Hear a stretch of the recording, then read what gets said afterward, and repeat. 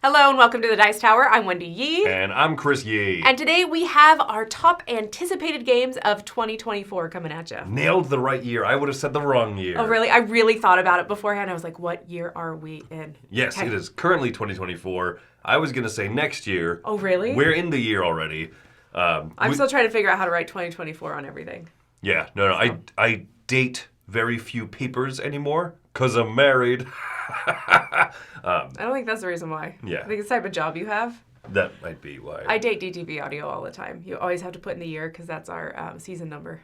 Got it. That makes sense. So half the time I do it wrong, but it'll catch me because it's like, you already did in episode 8 in season 2023. Catch Me Outside if you can. That's that Leonardo DiCaprio movie. Anyway, we've gone completely off the rails. Folks, there's no rails. There's no rules. We're talking about games from 2024. Rules. These are all hypothetical. They're probably not even production yet. Okay, so here's the thing. In years past, and I think that we will do a video or separate videos or something looking back at our anticipated from 2023 games, because we're often very wrong.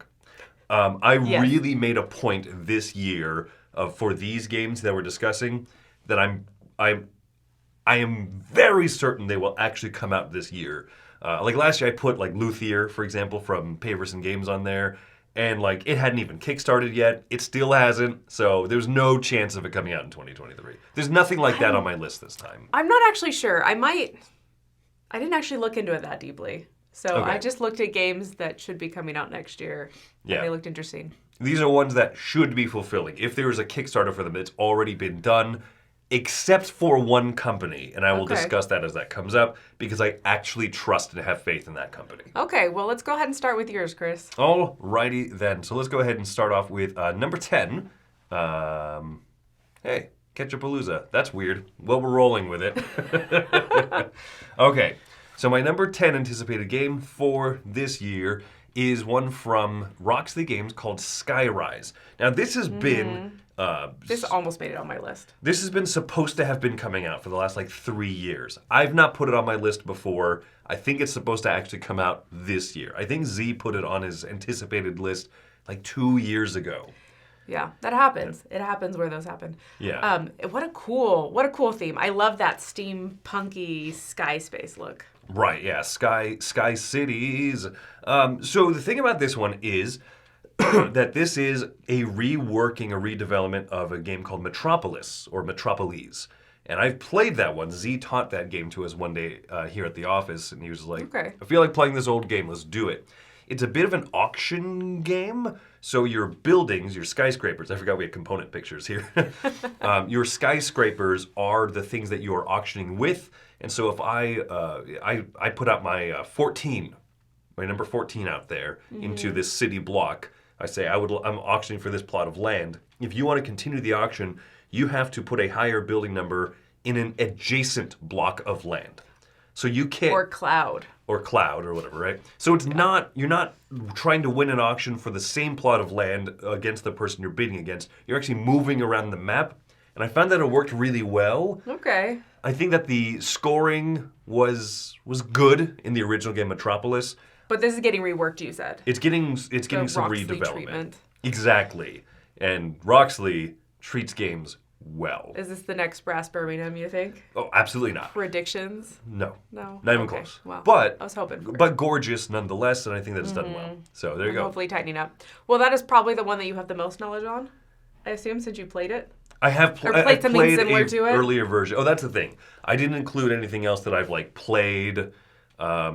I played a version that seems close to final. Yeah. That's a qualifier for a reason. There was even ones that I thought of putting on here that other people had played in the office, and I kept those off too. Really? Yeah, I did. Oh, okay. We'll talk about those maybe at the end if you remember. Oh, I don't remember. But my first one, number 10, is Pixels and Polygons. So this one, you are a video game developer, and I feel like there have been a ton of video game games. Yeah. And this one's interesting because you're coming from the developer side, so it's very Euro mechanics that you're going into. And this is taking place kind of in the 80s, 90s, so it's a little mild historical going on. And so yeah, I'm mild historical. Mild historical. I don't like 20 years ago being treated as mild historical at this point. Hey, you weren't alive in 80. You're okay. Oh, okay. They meant 20 years ago. Oh, you were alive 20 years ago. Yeah. That wasn't 20 years ago, Chris. The 90s were. 2023. The, you know, We're back in time. So this is just one that sounds interesting. It's a worker placement game. And I like the theme because it's not playing a video game, but instead it's being in that world of early video game development. yeah. And so it sounds interesting to me, and I'm curious to try it. It's funny, you say early video game development. Someone out there is like, Pac-Man? Does Mr. Pac-Man mean nothing to you? That's That was fair. the 70s, baby. That's true. I did have an Atari for a very short amount of time as a child. Also, nobody calls him Mr. Pac-Man, but just only Mrs. Pac-Man. You know, got to clarify that she's married. I guess, yeah. All right. My number 9 is a game that I knew more about initially, and okay, so it was a Kickstarter. The game was called Tycoon India 1981. Okay. This game takes place 20 years ago in the year 1981. Good year. Do you remember it? Yes, quite well. So there's a few reasons I like this. One is I think that the game looks really neat. Zenwood Games is the publisher. They are from India, and I think that they did a really good job making this game look pretty cool. In fact, it looks a little bit more rustic than it actually is. Like when I look at this, I'm like, oh yeah, Industrial Revolution. Kind of has that brass look to it. No, this is 1981, right? This is when India... Industrial Revolution of video games. Well, this is when India was going through a huge economic revolution. So I really like this idea of Indian game designers and publisher telling this story, but also uses some very interesting auctions, and you're trying to control different industries and stuff. I knew more about it when the Kickstarter was going on, and with our job, I've forgotten stuff. Yeah, I'm like, okay, it'll come out eventually. It'll come through.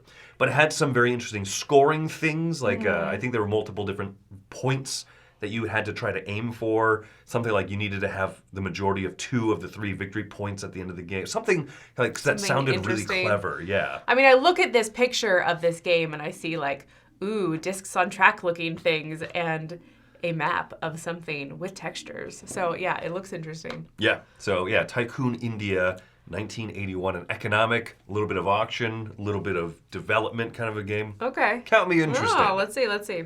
Okay, so my next one is kind of a stab in the dark for me. This is me trying something new that I've never tried before. I've never played any of the Awaken Realm games. And I know people love these. And, you know, so the one that I'm talking about today is Stalker, the board game. And so this is based on a video game. I've never played the video game. I know nothing about it. But it sounds like, I guess there's campfire stories, and so each scenario is a campfire story that you're working through. So it's some sort of like scary story or something like that you guys are cooperatively playing through and you meet an objective. And I realize that, so I tend to really love Euro mechanisms, especially when I'm playing competitively, but I'm finding more and more that I'm gravitating towards cooperative games that have more theme. Because the mechanisms themselves aren't driving it for me as much. Because I feel like I've been there, done that, seen a lot of what those mechanisms can do. And so now that's when I want the story. That's when I want the interesting, like, working together to meet an objective that I don't know, it feels like there's more going on. And so you feel a little bit more of that crunch and that pressure because there's that story with it. Okay. So this is one that I have no idea if I'll actually get to this year or if, you know, if it's going to be something that like I'm interested in now and then I'll forget about it in 6 months. Sure. But it just looks interesting. And like I said, I've never played an Awaken Realms game. And so I just want to try one. And so this looks fascinating. Cool. Yeah, stock of the board game. I mean, there's been more and more board games that are successful implementations or reimaginings of video games. So yeah, I trust Awaken Realms would make an interesting one. I don't know about easy to learn. Yes, that is the other thing. We'll find someone at a con or something at some point. And I'll be like, you're going to teach me this, right? Maybe. Yeah. Okay, well, very cool. We have very different lists. My number 8 is a game that I know almost nothing about mechanically, but thematically and for the designer, this theme is just perfect. It's called Rock Hard 1977. This is coming out. A back right there. Oh, absolutely. Low-rise jeans were the thing in the 70s, man. This game is from DeVere, a fantastic publisher. They have been working my way up. They really have. Yeah. 2, this is designed by Jackie Fox, who is, she's been kind of adjacently involved in the board gaming sphere for a little while. But her stage name, Jackie Fox, she was known as she was the bassist for the Runaways, the band that did Cherry Bomb right? Famously from the Guardians of the Galaxy soundtrack. Yeah. But I mean, also the Runaways was a successful '70s, rock band and everything. So her having lived the rock and roll lifestyle, baby, and then having become a lawyer and a 2-time Jeopardy champion, she's led a very interesting life. Wow. I love people like that have done such weird, extreme things. You're like, how did you become like musically famous and Jeopardy famous? Yeah. Those don't go together. 2 different walks of life. And Right? now, board game famous, having designed this, which will come out. Like I said, I know nothing about it almost. It's worker placement. There's 9 rounds to the game. You're trying to develop your stats as a band and stuff and go on tour or create your magnum opus record. But look at these components. Like I've had envisioned. Oh, do those actually turn? Yeah. Yeah. That's your chops and your reputation and stuff. Interesting. I've had an envisionment of designing a game, which I'm not doing successfully, but one about a band that would use like sliders and stuff, like on a soundboard or knobs and stuff. So I'm like, This is it. This is it. So That's Rock fun. Hard, 1977. Well, I hope you turn that score up to 11 when you play it, Chris. I hope I get more than 11 points. All right, my number 8 is Galactic Cruise. Now, this theme tickled me, and that's honestly what grabbed me was I played, what was that, Sail Away game? Sail Away. Yeah, I played Sail Away. Come Sail Away. Come Sail Away, there you go. I played that this year, and I was like, ooh, I like this theme of being on a cruise ship. And now this is a cruise ship in space. So Elon Musk would be very proud of this game, I'm pretty sure. So He this hates is probably. So it's by a new designer. But it looks like it's got a bunch of different like mechanisms and stuff that I love. A lot of Euro things going on in it. And so it's one that I'm just curious about. I don't know a ton, but it's got that little hand symbol of income. And I'm like, yes, give me money, please. Give me income. So yeah, it looks like maybe you fill things and you trying to make sure that all your guests are happy while you're also doing maybe the economic side of things. I don't fully know. I've seen this is just a player setup. There's a big board in the middle. This is people have compared it kind of Lacerda weight, big space cruise game. Yeah. So yeah, Give me more. Give me that income. Seems right up your alley. It does. All right, very cool. My number 7 is one that I have played an early version of. I'm including it because I talked with a designer later who was like, everything has changed since you played it, Chris. So this one's called Ross, A Dance of Love. Oh, really? This is designed by Mihir Shah and Shalin Harlalka. But Mihir is a friend of ours from just Dice Tower events. He comes out to some of our conventions and the retreat. Super nice guy. This has a really cool mechanical central spinning thing to it, where each turn you're going to draft dice depending on the color that's angled towards you, and it just has a very beautiful look. It's thematic towards this dance about different concentric circles dancing around people making connections with other dancers, and then you put stuff on your player board. And I can't really speak much more to it because apparently the version I played changed so much, so out of date. But that central core mechanism has lasted. This is, full disclosure, going to be a Dice Tower Essentials game. Oh, okay, cool. So, yeah. So I mean, we're tooting our own horn a little bit, breading our own butter. Anyway, yeah. Ross, A Dance of Love. I don't know how you spread bread.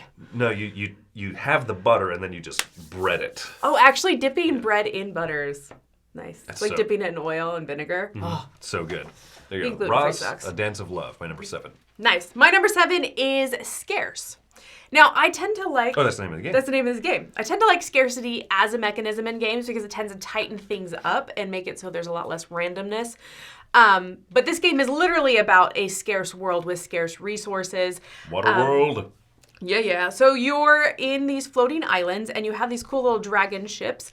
And the dragon ships, I guess, can go in the sky, they can go underwater, they can go kind of anywhere. But you're trying to gather and find resources. This looks like it's going to be a heavy economic-y kind of game with a lot of that tightness that I love. So I'm excited about it. Okay. It's an interesting cover, kind of watercolory. It's very minimalist, too, Yes. going on. Yeah. Well, there's a dragon ship in the sky, I think, right? Then a dragon ship on the water, and then like a little submarine bobble. Yeah. Interesting. So it can do anything. It's like very multi. It's all Fly terrain. around. I just say the cover looks more interesting than the resource or whatever the components. The components picture. I don't know if those are pre-production or whatever. I assume they are. I assume all of these All that are. stuff is, yeah. All right. My number 6 is from a designer that I adore who had 2 successful premiere games this year named Danny Garcia. This is Windmill Valley. This, I believe, will be his 3rd published game. His first 2 were Arborea and Barcelona. Both games that I enjoyed tremendously. So that alone, I'm in. Secondly, this is published by Board and Dice, who did Barcelona. Board and Dice has been on the upswing again for me. They have been. I loved a lot of their games, and then some of their games got a little bit like chunky for the sake of chunky and complicated and whatever, and weren't games I wanted to come back to, but they've been kind of hitting their stride again. And so Windmill Valley looks super cool. It's very pretty, very colorful. You're planting and developing tulip farms and stuff around windmills. But guess what windmills come with? Gears, baby! Gears! Look at those gears! Gears, gears, gears, gears. We're turning the gears. So I'm super excited about those gears. You can upgrade the actions that are on each of those slots, I think, and then depending how much river water runs through, you can turn your gears a certain number of steps. And so there's some sort of balance between how much you want to spin, how much water you need, how much, but getting to the actions you want. It's supposed to be super clever. It's Danny Garcia. I trust that it's dang brilliant. There you go. Yeah, so I'm really looking forward to that one. Cool. My next one is Philharmonics. So this is you're not even directing the orchestra. What are you doing? How do you explain this? You're like in charge of the orchestra. Like you are the financial people over this orchestra. So you're not the director like the conductor, but instead you were like You're over like the patrons? whole, yeah, basically, or something Okay. like that. But this is space orchestra, and so you are trying to recruit musicians. You're trying to recruit conductors. You're just trying to find music to play. Like it sounds like you're doing a ton of this cool stuff in space, but you're doing like the economic side of it. You need a space orchestra if you're going to run a space You galactic do. cruise ship, right? Does sound travel through space the way that it travels through Earth? Space? I think you know the answer to this question, and the answer is yes in the Star Wars universe. Yeah, can you just talk into space? I actually really don't know. No, sound doesn't travel. Sound in doesn't space. travel through space. Yeah, That's 'cause why it's it's called the vacuum of space. Yeah. But light does. Yeah, you can't listen to music over a vacuum cleaner. That's how space works. Oh, it sounds like a vacuum cleaner. Okay. Yeah. I actually heard that the more you don't hear sound, the more it does sound like just fuzzy in your ear. Like if you're in one of those sound deprivation rooms or if you're going deaf, you hear fuzz or like noise instead of actual nothing. I know in those sound deprivation rooms, you'll start hearing your own like Organs. Yeah. and the blood running through your veins and vesicles and stuff, Yeah. or whatever other words you want to make up that sound scientifical. Yeah. Allegedly, people lose some mental stats. Like Yeah. in Eldritch Horror, they lose like 2 of their little blue brain things if They they stay do. in those rooms too long. Yes, and that's exactly what this game is music in space. How did we get here? So anyway, Philharmonics. Yeah. Philharmonics. This just one looks really interesting. It looks like a lot of those mechanism stuff that I like. I enjoy space themes as well, and so yeah, music. What a cool setting to put music in. Well, also this is from Arcona Games, who has done some games I really enjoy. They have this like small epic line of games and stuff. So it's cool to see that this is like big. A bigger one, yeah. Yeah. All right. Definitely. Cool choice. My number 5 is from designers that I really like their last outing. The game is called House of Fado. This is from... More music. Yeah, this is music, right? So this is Vital Lacerda and his co-designer Joao Martins, who together did Bot Factory, which you finally Which was played. good. I did finally play that. That was on my to-play this year list. So here's the thing. There have been 2 of these kind of simpler, like 1 hour or less Lacerda games that are kind of reimaginings of his earlier bigger works. games, yeah. This one is a redevelopment of The Gallerist, where you're trying to get people to come into your restaurant where the fado music is being played. That's the only one I have not played of his. The Gallerist. Is The Gallerist, yeah. Oh, funny. Still. Okay. So that one's about running a museum. This one about running your own cafe, restaurant type of thing. Okay. One, I like the music theme, right? I like that this is a very personal type of music to Portugal. This is like their national music is what I understand, or at least a very representative music. Kind of like jazz is created in the U.S. That's like, yeah, we made that. Like this is fado for music for Portugal. Oh, cool. And this is a very typical thing to have in a restaurant. And so you have your guitarist and and the singer and the whole little ensemble in the corner. Very, very melodramatic type of music. But I just love seeing that represented in a game. I like this idea of taking these more complicated games that I wish I played more often, but it's hard to make the time and the effort. And then they take those mechanisms, they kind of smoothen them out, make them smaller. I really loved Bot Factory. Yeah, that one was very good. I hated the first one, the Mercado Lisboa. I thought that was super unfun. But this one, Bot Factory, was super fun. It gives me a lot of hope, especially because these are the same two co-designers as Bot Factory. So hopefully, crossing fingers for that. I didn't really look into that one, but that could be on my list maybe in the future. I also noticed they changed the font here. See how the O in house? Of Fado, so they had the same O at the end of Fado, and so everyone thought the game was called House of Fad. And so they embiggened the O bigger. Which I'm really grateful that they did that to show like, hey, we're willing to take some feedback. Right, it just looked like House of Fad and like a something and like a swirl. Okay. So I'm really happy to see that, and I mention this simply because, hey, hopefully that's a good sign of being willing to kind of just clarify, make things more user friendly. So anyway, small little note. House of Fado. I like that. Nice. All right, my number 5 is Creature Caravan. So I have, once again, this is on my list this year for a couple different reasons. One, I've never played a Ryan Laukat game that wasn't one of his like Sleeping God style games or 8-Minute Empire, which was a long, long time ago. That's a long time ago. Long time ago. So I want to play one of his modern games. So this is I think it's a multi-use card game. And let's see, what else did I write down on here? Dice placement. Those are both things that I really enjoy. And so I'm very curious to try this. It's just his new game coming out this year. And once again, because it's probably going to come through the office and it's going to be something that's new that I can try. Whereas like some of the older ones now, Never, Near and Far, those kind of things, I don't know if I'll get to them just because I haven't gotten to them yet. And I've been talking about this for like 2 years. Yeah. So this one, when it comes through, I want to play it. I want to make this happen because his mechanisms sound great. Like it sounds like stuff I'm going to love. Well, it's a fun universe. Like it's a fun world to the characters and everything. It's also simultaneous. And so this one didn't make my list. It made my honorable mentions because I played it when we did a live play of this a few months back. You did play it. I forgot that this got played. Yeah. So and I lied earlier when I said you guys hadn't played it. Yeah, I was wondering about that. So I was like, oh, I guess Creature Caravan not making our list. No. But no, this would have made my list if not for the fact that I think it was closer to the finished product. Okay. Of what I played. Do you think I like it? I think that you will like it. Okay, I'm excited. All right, number 4. This is the one that has not kickstarted yet. This company. Okay. But I have 100% trust that this will actually come out this year. Company DeVere? No. The company is Garfield Games. This is Ezra and Nehemiah. Okay.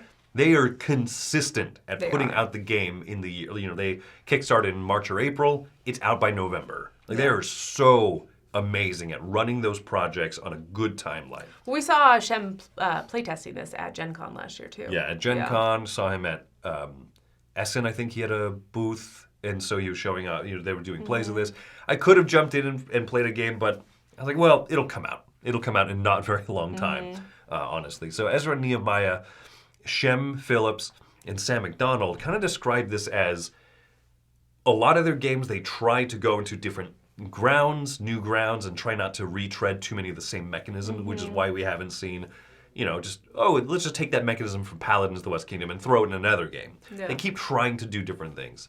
Which I love about them. I do. That they do that. I just feel like they're really trying to reinvent some of these mechanisms, and I love that. And in this one here, they said, well, what if we let ourselves kind of touch on some of those mechanisms that we want to revisit? And so some people have described it as kind of a greatest hits album, the game. So super excited about that. Love this Old Testament theme. Love this setting. Love what's going on. Nice. It's beige, but it's pretty good looking. Sam Phillips, the artist, who does this ancient series of games, has been getting so much better, and like his illustrations look great and everything now. They do, yeah. So, yeah, Ezra and Nehemiah, my number 4. People have such smooth skin. I love it. Mm-hmm. Yeah, they're airbrushed. All right. Sorry. My number 4 is Datashi. This is by DeVere. Like Chris said, DeVere is just really, they've been hitting great for the last couple years, and so I'm very excited about them. So Tatashi's supposed to take place in the Bamboo universe, and this is a steam-powered world. And so... Danny Garcia is the designer. Oh, yeah, Danny Garcia's design. Like, this one, I'm just, like, checking off all the boxes. I'm like, this is going to be good. I don't know a ton about it, other than, it's some sort of, like, steam-powered world, and you're doing business stuff, and you're expanding factories, so it sounds kind of Industrial Revolution-esque, but in this bamboo world.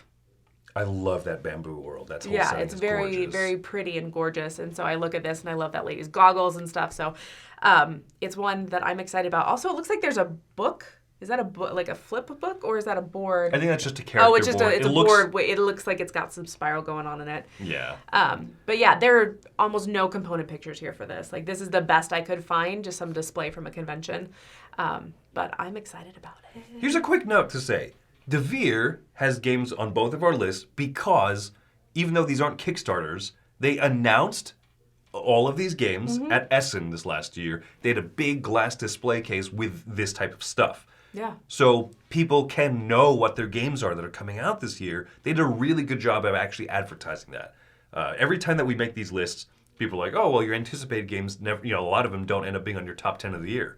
Yeah, because a lot of the best games aren't announced until like, Gen Con's in 2 weeks, so here's this game. Yeah, here. Oh, it happened to be amazing, but yeah. Yeah, but Devere did a really good job of marketing all of these games ahead of time. That's true. That is very true. All right. Yeah, so Tatashi. All right, going here to number 3. Number 3 is from a company that I adore, Salt and Pepper Games. This is their upcoming game called Operation Barclay. This is another company where... That's some art, man. That gives you very specific feels looking at that art. I adore the way that this looks. I think that this will come out this year, even though it hasn't kickstarted yet. I think it will, or GameFound or whatever. I think it'll crowdfund here in January, or very soon at least. And it should fulfill by the end of the year. They're also another company who's good at this. Maurice Suckling is a designer who has worked on other kind of historical war game type stuff. And Salt and Pepper Games has been doing a great job of making these games very approachable. There's no pictures available of this game. But other than that cool cover. That cool cover, right? So he's like a little description of what's going on. Operation Barclay being this attempted espionage. And so it's a kind of a disinformation campaign by the Allies during World War II, trying to confuse the German intelligence as to where the different landings and stuff would be. Kind of analogous to the disinformation that happened around D-Day, Operation... something else, right? Not Overlord, but there's a different misinformation operation. So Operation Barclay is, I think, more on the Mediterranean invasion side of things from North Africa into Europe. So they're trying to plant false information? Is that kind of how it works? Yeah. Oh, okay. So there's a 2-player game where one side is trying to supplant false information out there. The other person trying to determine which of it is true. Has an interesting hand to card building mechanism with like a little bit of like poker hand comparison. It sounds ruddy brilliant. Historical social deduction.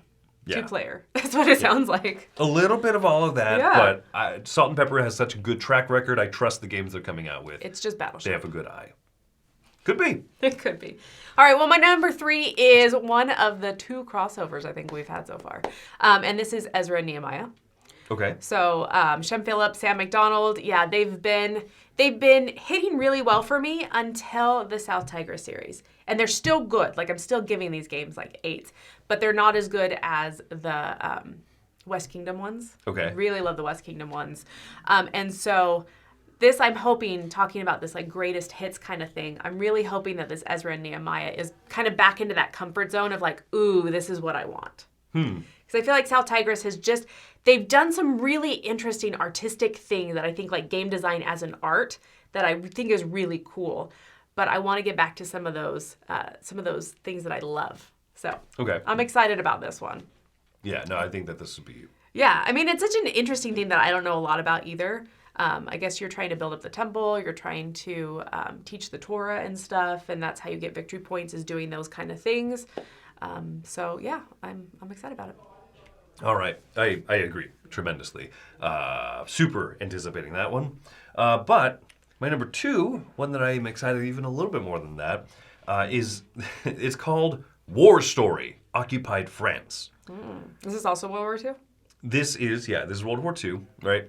Dave Neal and David Thompson David Thompson has become one of my favorite designers. He has done a lot of historical wargaming type stuff and conflict simulation stuff, but he also broaches into the world of what it's hard to describe it, like not war game design, not like blatant Euro game design, but like stuff more in my comfort realm. And so, I mean, even stuff like what's the train game, the co-op train game, Switch and Signal. Yeah. Like he designed one of those. He does an Undaunted. He does Resist and Witchcraft. He's all over the place with these great games. Dave Neal is someone who's co-designed with some of the people he's co-designed games with. There's this whole like Cambridge cabal, which includes like Matthew Dunstan and Brett J. Gilbert and some of these like amazing people who just co-design games with each other. Is this solo? This is solo-able, but it goes up to Okay. 6 people. Oh, really? And it is supposed to be more narrative, I think. Once again, not like any component pictures and stuff. But the designer pedigree, the fact that this is going to be a little bit more narrative, choose your own adventure, cooperative, historical setting game, I'm super excited about this. I feel like David Thompson and his crew of co-designers are like trying to make wargaming cool again, and they're really succeeding. And approachable, right? Yes. Yeah, and I think that's a big thing is when I think war games, I think, oh, you have to know history, and I don't know a lot of history. And then you have to, like, take in so much to play these. Right. No, Yeah. and so this is more educational instead of have to know it already kind of thing. yeah, it takes away some of those stigmas, I Yeah, suppose. yeah. Because you don't really need to know history, but you have to be willing to, like, put in this effort to get into some of these, more involved war Yeah. games. And these are, the approachable is a brilliant word. That's exactly what I would describe. All right, my next one is a powerhouse of a designer. Sorry, 2 designers and DeVere. So this is Phil Walker Harding, Steve Finn, and DeVere, all combined to make Cities. I already really enjoy city building games. And they're one of those things that even though a lot of them have a lot of same tropes to them, I always enjoy them. I think that they're fun. And so you take one of my favorite designers all time, and then you have Steve Finn, who did Herbaceous and Floriferous, and you put those together, and then you add DeVere on top of it, and I just think this is going to be awesome. Also, this is the only component picture I could find, once again, in their little like Essen display shelf Right. going on. But I'm excited. I love tile placement kind of things, trying to figure out how to maximize your space as stuff comes out. So I guess you're drafting things. They also mentioned there that there's some historical city stuff going on. So I don't know if you're pulling ideas from historical cities or if you're creating historical cities. But you see on the cover, there's like the Sydney Opera House and like cool stuff like that. Right. So, I see Notre Dame. I see the Eye of Yeah. London or whatever. Yeah, just a lot of Dubai. really cool things. Yeah. No, that's awesome. So I'm excited. Very excited. I'm sure I'm going to love it. Yeah, I'm excited about this one as well. And like I said, once again, DeVere, great job. Letting us know. Even if the only thing you have out there, here's like 2 tiles in a building. Like, Yeah. At least I know about it. We do. All right. Number 1. Do you have any idea what my number 1 is? Do you have any guess whatsoever? I don't. Okay, interesting. I would have thought that was your number 1. Oh, okay. All right, my number 1, also from Garfield Games, also going to be Kickstarter this year, and that is Shipwrights of the North Sea Redux. Oh, okay. This one I thought about putting on my list, but I was like, I've played the original. But the original was terrible, like broken terrible. It was It not. was just painful. It was not It good. was just painful. Well, and it's just such this like sticks out like a sore thumb kind of doesn't fit in with the rest of the trilogy. Yeah. Because the rest of the trilogy, the North Sea one, is really good, right? Raiders being phenomenal, Explorers being super fun, enjoyable. Yeah. Shipwrights was just always kind of like this unfortunate black sheep. And then you have the West Kingdom trilogy and stuff, which is also fantastic. But This one I'm excited about too. I don't know what they're going to redo on it. all I know is I adored their last game, their solo one, Legacy of You. And what Shem has said is that as he was trying to figure out how to redevelop Shipwrights into a more modern, better game, some of his ideas spun off into Legacy of You. And I'm like, oh, that's one of my favorite games from last year, so that's a good sign already. Yes, Shipwrights really deserves this nice retreatment, and I'm super excited that they're getting it, and I want to play it. I want to play it now. Nice. I'd like to play it right now. I'm done with my list, so I'm going to go play Shipwrights. Have fun in Australia. Thank I'll you. see you later. New I'm Zealand. going. New Zealand. That's so offensive to people, I know. Okay, my number 1, Chris already mentioned, this is Windmill Factory. Not even close. Windmill Valley, Guri? Shh. It's funny. I actually scrolled through this when I was looking through like games that are coming out next year, and I was kind of scrolling through a huge long list. I skipped over it because I assumed it was some very light farming game that was like not going to be that interesting to me. And then I was like, let me see what Board and Dice is doing this year. And this was it. And I was like, oh, that's the cover. I didn't even like read anything about it. I just skipped completely over. It doesn't look like their other games. It doesn't look like a tea game. It doesn't look bland and dry and deserty and I'm stuff. so grateful that they stepped away from the tea series because I definitely feel like they were kind of like shoving themselves in a corner. And so now that they've moved past that, I feel like they can expand and like really use their full capabilities. Once again, Danny Garcia. I'm excited about that. The gears look cool. And this whole, I don't know much about tulip farming. I don't know much about how the windmills affect tulip farming and all of that. But there's some interesting historical context here that this is all based on. And I do appreciate that about their games as well, is that I'm like, oh, this is something that I don't know about. Maybe I'll read a little bit more about it before I play this or as I'm playing it or something, just to understand. But there's some sort of connection between the windmills and the flowers and the tulip farms and stuff, which are very iconic. I think they call that accidental learning in their top 10 reasons they love games. Yeah. Yeah, just like, oh, I guess I know more about tulips now. That's why I'm happy to play historical games with you, because I did not like history when I was younger, and I find it interesting, but I'm not going to put a lot of time and effort into learning it. Right. But if I play a historical game and I learn some cool stuff about World War II that I didn't know, I'm like, oh, this is cool. Like Black Orchestra, that one, I knew nothing about that. And I was like, oh, this is awesome. Like, I really enjoyed that. And Orange Shell Overcome. Yeah. That one, really cool. So anyways, yeah, I'm enjoying that kind of stuff. I like accidental learning. Yes. And I prefer learning about that maybe more than tulips, but hey, tulips. I love flowers. Tulips got a tool. You know what I mean? I love flowers. All right. Honorable mentions. I mentioned Creature Caravan really quick. Yeah. And then I thought there was one other one I was going to say. Clank Legacy. I'm super excited about that. I haven't played the first Clank Legacy, so it didn't quite make my top 10, but I really hope I get to be in that play. I haven't played anything past original Clank, so I don't know. I was going to say Shipwrights. And then Cartini From Darkness to Light. It's about managing a school for girls in Indonesia. That one sounded interesting. I don't know a lot about it, but that sounds historical. Accidental learning. As well as economic-y, which I love. And then Arbor Falls, which I guess you're trying to buy cute furniture for your home. And you're like this cute little world. So it sounded adorable. All right. Well, there you go.